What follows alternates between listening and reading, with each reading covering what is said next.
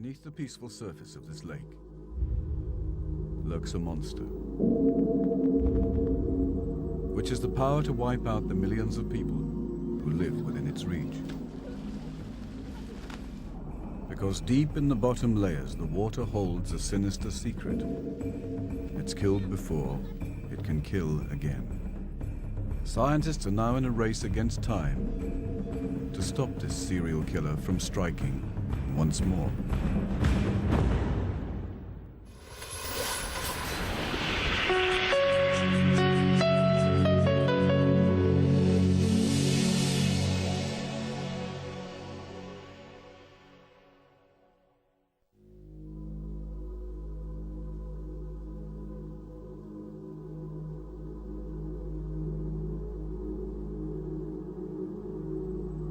Lake Kivu in Rwanda.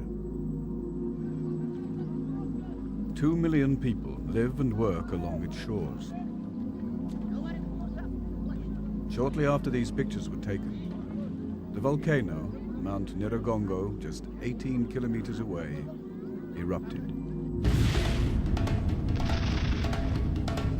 Thousands of refugees flee the devastation of an African volcano. With up to 500,000 homeless, there are desperate appeals for help.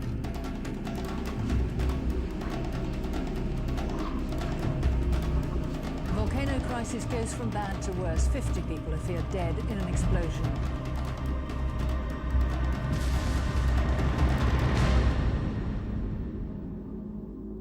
On the 17th of January 2002, the world's cameras recorded the worst human disaster since Rwanda's civil war.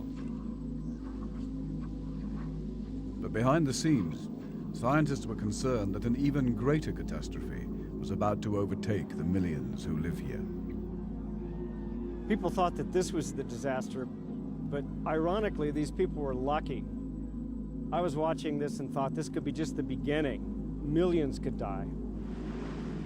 They feared the eruption and the earthquakes that followed it would unleash the silent killer that hides at the bottom of the lake. There's something at the bottom of this lake that's much more terrible and dangerous than any volcano or earthquake. And it's something we're just beginning to understand. If the lava had flowed to the bottom of the lake, it could have been catastrophic. It may sound like science fiction, but thousands have already been killed. And if something isn't done, many more will perish, struck down by a deadly force that in a modern-day version of Pompeii kills every living thing in its path.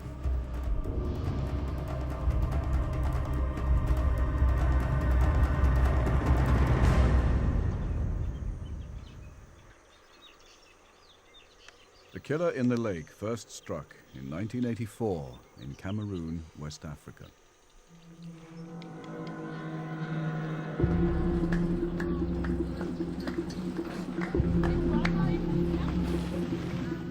Early one morning, 18 years ago, Haji Abdu was making the journey to his farm in Cameroon. But it was a day he would never forget. I thought it was a car accident.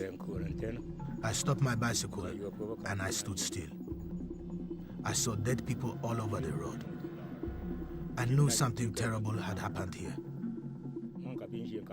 I thought I was going to die. Within hours, 37 people would be found dead. Strange stories of how they had died were reaching the nearby village. We heard there were massacres. Two guys came running and told us. We don't know what it is, but it kills people.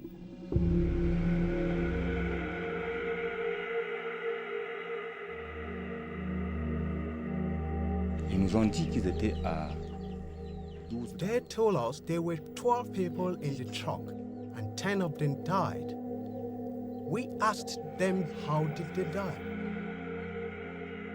They told us we were sitting on the top of the truck, a pickup. The others were under the cover. The driver was the first to get out and see what was wrong with his engine, and he fell. The rest of the men in the back decided to get out and died. You understand?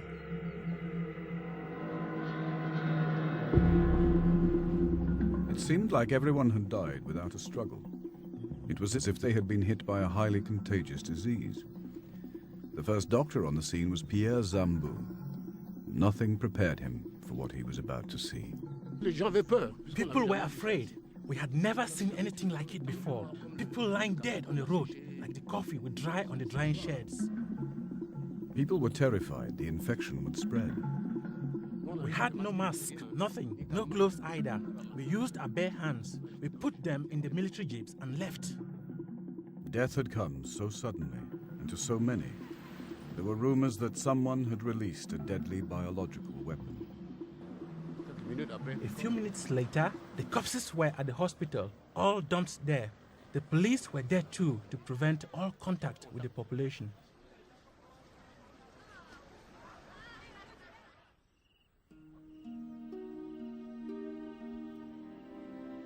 If someone was secretly testing a new biological weapon, the US government wanted to know about it.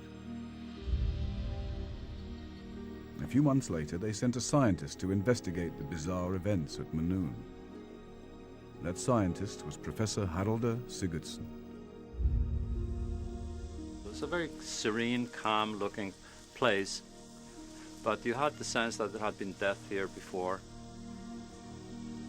When we walked along the path that the people had been walking along that were killed, we had a very strange sensation to be in that area. We were charged with the responsibility of trying to solve this mystery, trying to figure out what is going on here.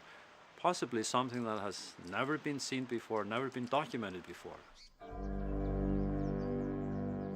Biological warfare was quickly ruled out.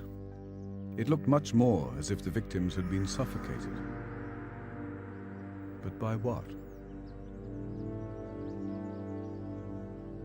Sigurdsson decided to interview eyewitnesses to reconstruct what had happened. Some had caught a glimpse of the killer.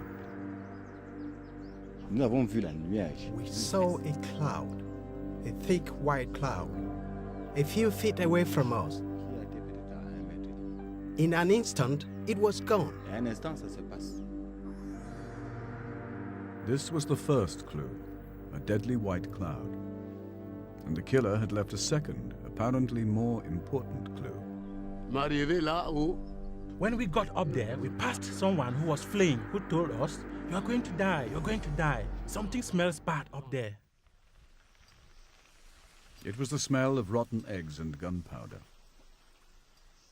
A strange-smelling white cloud. At first, he had no idea what it could be.